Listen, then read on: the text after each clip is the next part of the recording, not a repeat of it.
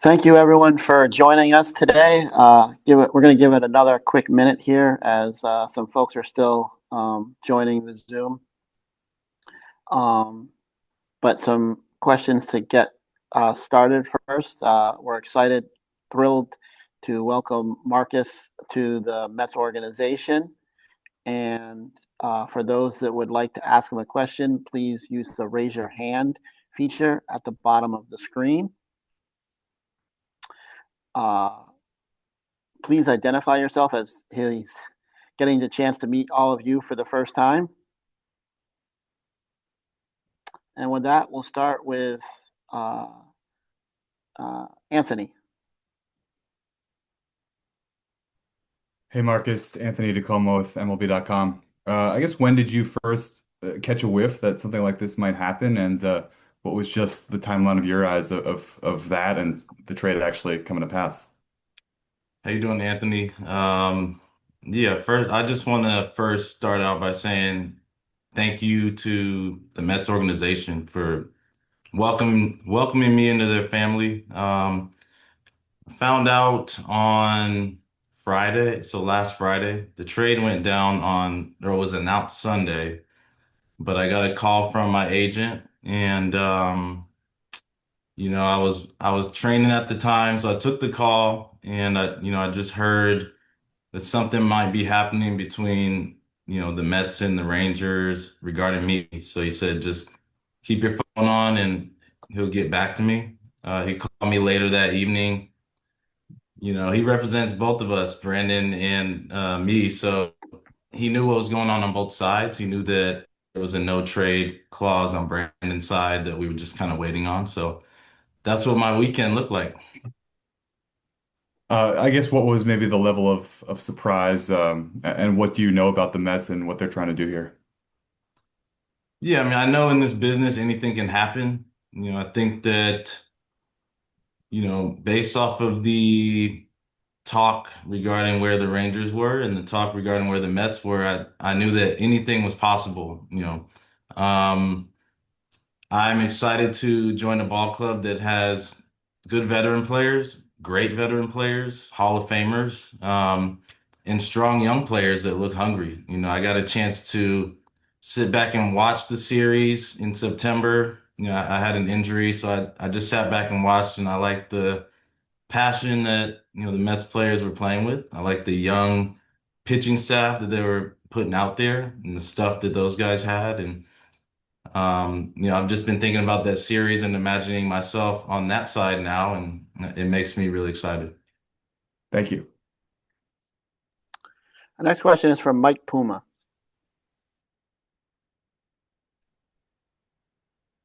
Hey, Marcus, Mike Puma from the New York Post. Just wondering, David Stearns yesterday referred to you as a winning player. Um, how would you define that? How do you define a winning player? How you doing, Mike? Yeah, you hear that a lot in this industry. I heard that a lot with my former president, Chris Young. That's what people are looking for in this industry. I think that for me, a winning player means somebody who's going to go out there every single day and give it their all, sacrifice themselves for the team, put their body on the line for the team, and go out there and play baseball, trying to do the things that help you win the game. That means for me, that means scoring runs, producing runs, trying to keep the other team from scoring runs on defense, running the bases well, taking care of all the fundamentals that baseball demands of us, and doing a little bit something extra to get a win for your team each night. And as a veteran player, how much will you look at part of your job bringing people together in that clubhouse and making sure everybody's on the same wavelength? Yeah, that's very important to me. That's something that has always been a goal of mine in whatever clubhouse I'm in. I started out as a young player with the Chicago White Sox. I was traded pretty early in my career and traded to my hometown in Oakland, where that was the best example, at the time when I got to Oakland of what a brotherhood looked like. I moved on to Toronto where, it was a younger group that had the same thing where they all came up together. And, as I got to Texas, it's just meeting new people, understanding who you're playing with, also understanding your staff, who you're working, playing for with the coaches. And, I think everybody aligned to go out there and give it their all and put forth their best effort to win baseball games is, a culture that I want to be a part of. Thank you. Bruce Beck. Hey, Marcus, welcome. What would you like New York fans to know about you? Thanks, Bruce. I'm a God-fearing man. I'm a family man. I am extremely passionate about the game of baseball. I've been playing this game for, almost 31 years, right? Started out at, maybe 29 years. Started out at 6 years old. And I haven't stopped since then. I fell in love with the game at a young age, growing up in the Bay Area, watching the San Francisco Giants, Oakland A's teams, and just continue to get better and better each stage of my life. And as I became a professional, I realized the kind of player I want to be. I want to be a player who plays every single day. I want to be a player who runs every single ball out. And I want to be a player who, is talented. Talent is also important in this game. So I'm still doing that, and it's a huge part of who I am. At 35, 13 years in the league, how much do you feel you have left? I want to play until they tell me to go home. At this point in my career, it feels extremely good to have a team that believes in me, sees what I do well, wants to help me. Um, Offensively, I think that I still have a lot to offer. I'm disappointed in the way that I performed offensively last year. Had a good start in 2024, and I think that just having conversations with Jeff Albert, and I'm looking forward to talking to Troy Snitker about what I need to do to be that MVP caliber bat in this lineup. Is my goal. Happy holidays. Thank you. Thank you. Laura Albanese. Hey, Marcus, Laura Albanese from Newsday. I mean, you're coming into a clubhouse that obviously has a big veteran presence, but also a lot of youth in there as well. I mean, just how do you view your role as a leader? What is your leadership style, and how do you think you'll fit into the kind of that entire amalgamation? Hi, Laura. Yes. My style as a leader, it's definitely something that, has evolved. I think the one thing that has remained constant for me is leading by example with how I work, leading by example with how I respect each member of the organization, treat everybody like a man or a woman, whoever you're working with. Um, and for me, I'm mostly talking about my teammates here. Respect them, help them through tough times, get to know them as a person, get to know their families, so that when we go out to battle, we know how each other is going to react. I think that's part of being a leader too, is you don't just go out there and play baseball and go home and you don't talk to anybody. You build relationships with your guys. Um, that may mean more time off the field spent together. That's something I'm very um, passionate about, is making sure we spend time off the field together too. And all those things can help once we're out there on the field. Thank you. Abby Mastracco. Hi, Marcus. Abby Mastracco from the New York Daily News. It's not often that two sort of franchise faces on long-term contracts get traded for each other. You and Brandon Nimmo are probably experiencing some of the same emotions right now. Just kind of what are the emotions of going from, a place where you thought you would be playing for a significant amount of your career to a new place now? Thanks, Abby. Yes. It it was surprising, just understanding that, hey, I signed here on a long-term deal 4 years ago, but once again, like I'm very conscious of what's going on in the business side of baseball. and just kind of paying attention to everything. So in the back of my mind, I knew something could always happen. And my family, we're a family of seven. We just had our fifth child 3 weeks ago. Those kind of things logistically we will work out. But in terms of baseball itself, I couldn't be more excited to play in a large market, play in front of a fan base that brings the energy every single night, because that brings the best out of me.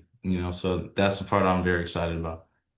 And sort of going back to your offense, what did you find in late May and June when it looked like you had a pretty good stretch there and some of the power started to come back? Yeah, I came in, I think it was like right after a series we had on the road, tough series for me. We had St. Louis coming in, a team that was pretty hot at the time. And, I talked to Justin Veely and Brett Boone, our hitting coaches in Texas, and I said, hey, I don't want to tinker every single day trying to find something. I am who I am. Let's perfect something this series. Let's continue to work on the same things and build off something. That night, I think I went 4 for 4 with, I don't know, two home runs maybe. It was just a good day, and I continued that through June.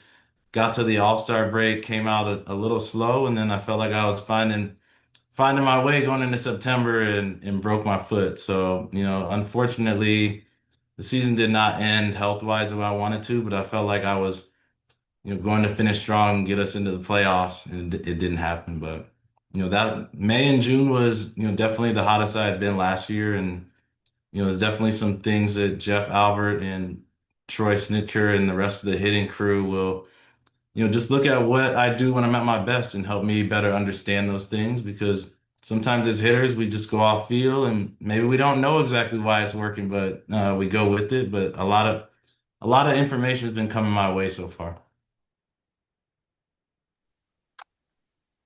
Mike Fitzpatrick. Hey, Marcus. Mike Fitzpatrick from the Associated Press here in New York.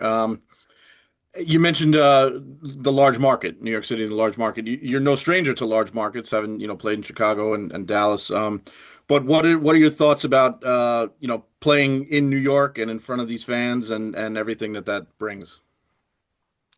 Thanks, Mike. Yeah, I think that when people ask me what's your favorite road city, I say New York. I love being in the city.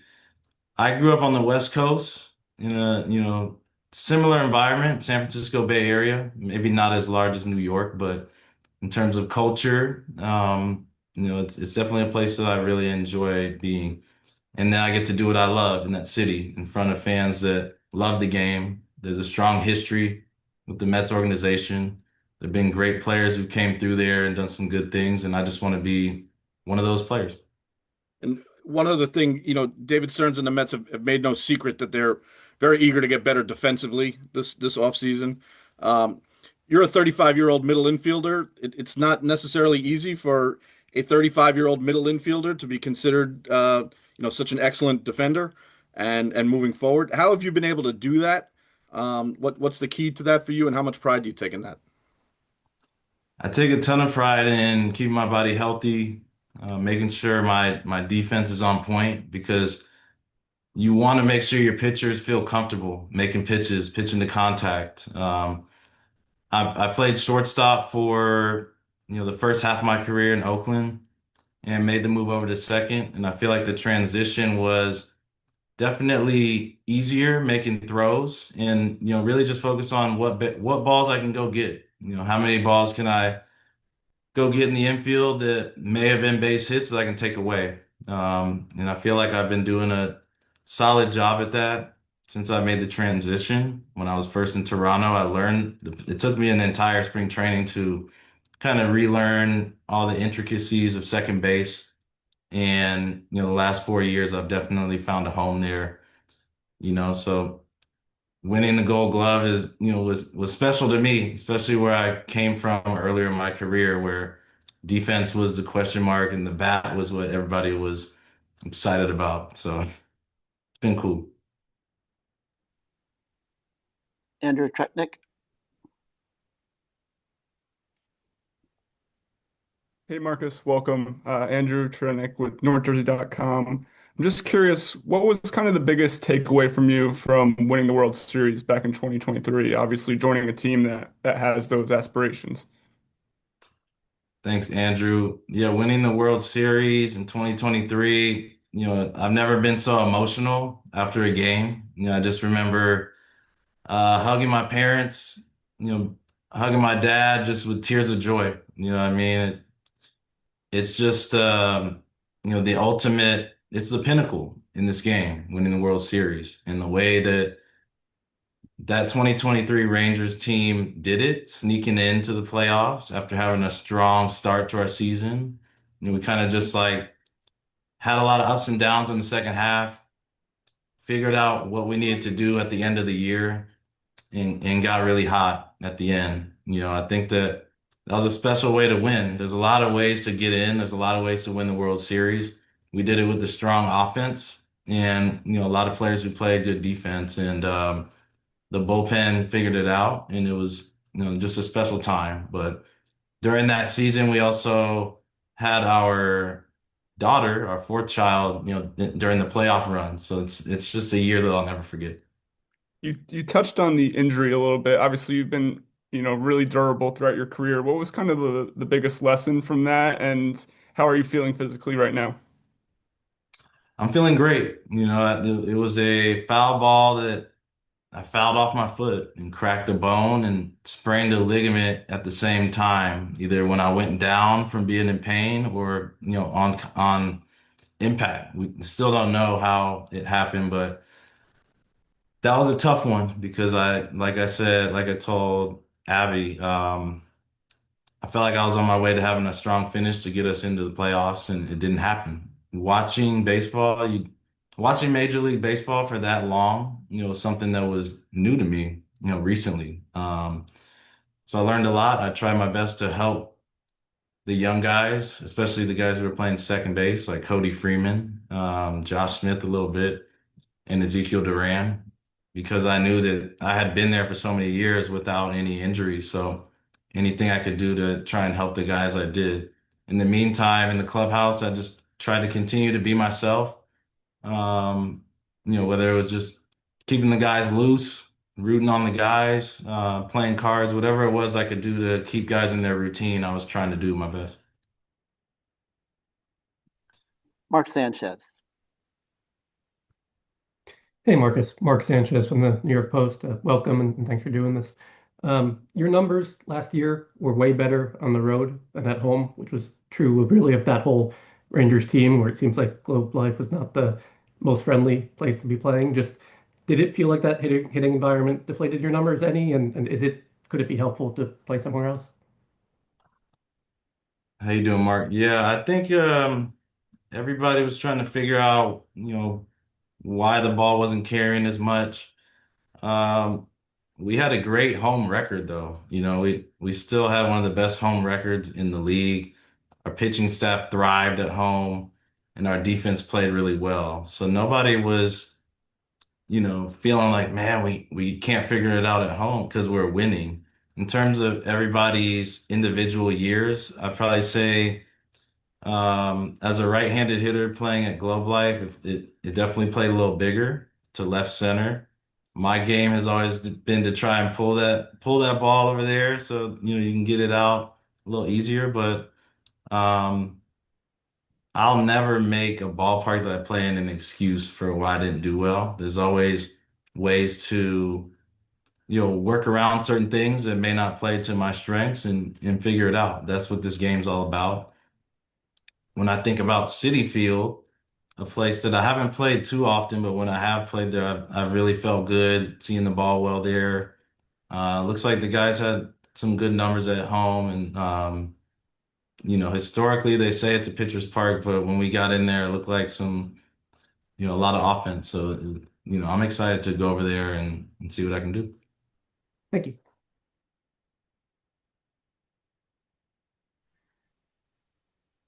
Mike Mancuso.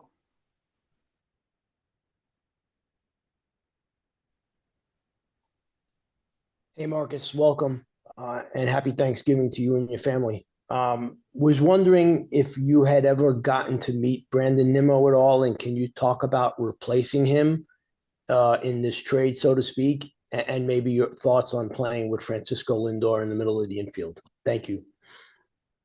Happy Thanksgiving, Mike. Yeah, I've met Brandon once, and this this was in, I think it was West Palm Beach during the lockout that we had, union stuff, right? We were trying to get back on the field, and Brandon, I know he was a player rep for the Mets, with the union stuff, and we just we were mostly talking about that kind of stuff. It wasn't necessarily a baseball conversation. Me being in the AL West and Brandon being in the NL East, we did not cross paths too much, but I've always respected his game. I see how hard he runs. I see how hard he plays defense.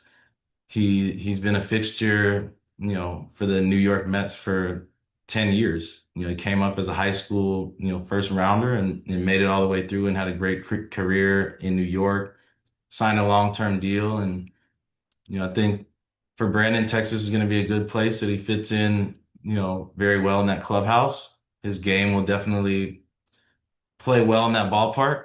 I mean, I know he can go get it in the outfield, and I know that he's got pull side power, which will play very well in Globe Life. Mark Healy. Hey, Marcus, welcome to New York, and happy Thanksgiving to you and your family. Congratulations on the birth of your latest child.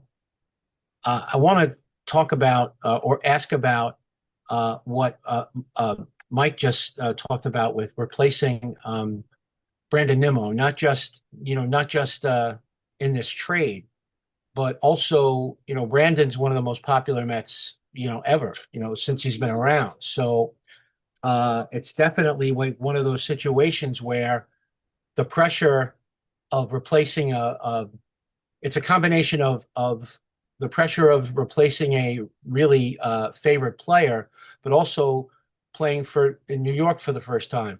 Do you feel that like you're prepared to deal with that double-sided pressure? Thanks, Mark. Yeah, I guess I didn't fully answer the question about replacing Brandon. I understand how good of a, clubhouse presence Brandon was. I understand, how much of a fan favorite Brandon was. And I feel for the Mets fans when you lose a player who's been present and who's been such a fixture in that lineup and in the community and, has a great personality and such a nice guy. I feel for the fans.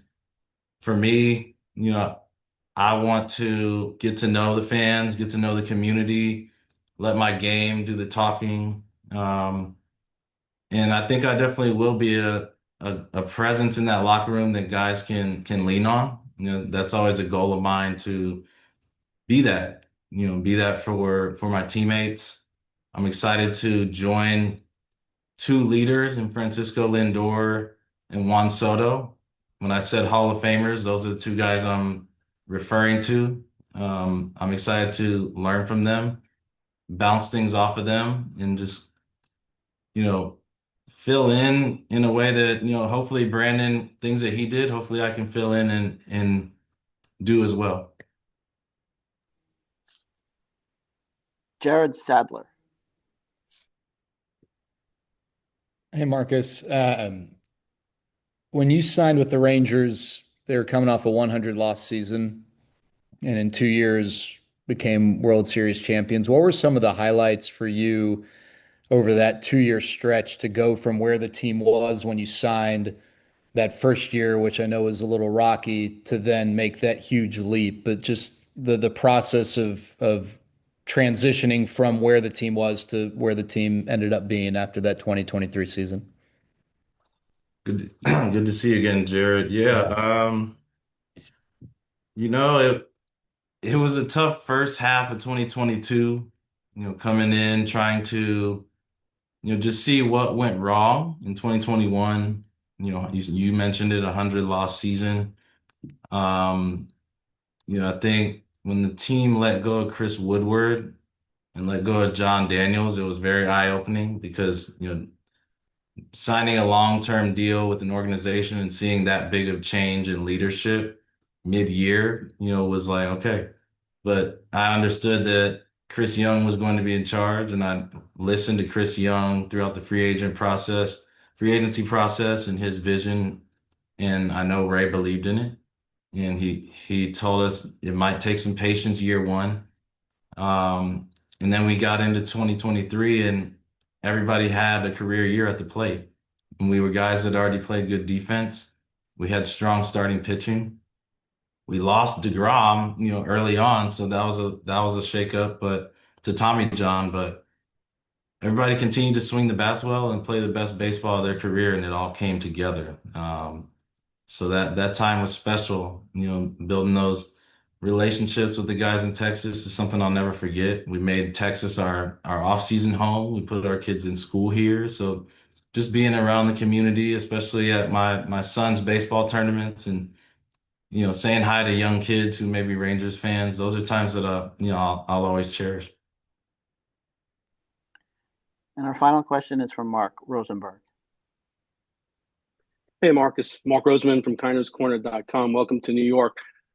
Two-part question. The first part is you mentioned that you had got wind of the possible trade on Friday until it was completed.